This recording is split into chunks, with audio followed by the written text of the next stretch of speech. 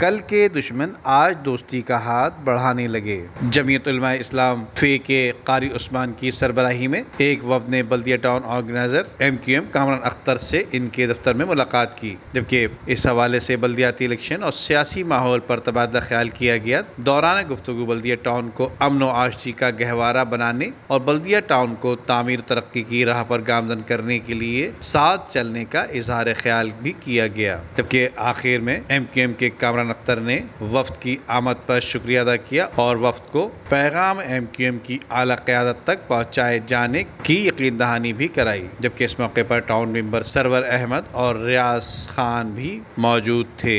Nadeem Siddiqui, metro 7 Pakistan. उम्दा में पकाएं और जी भर के खाएं।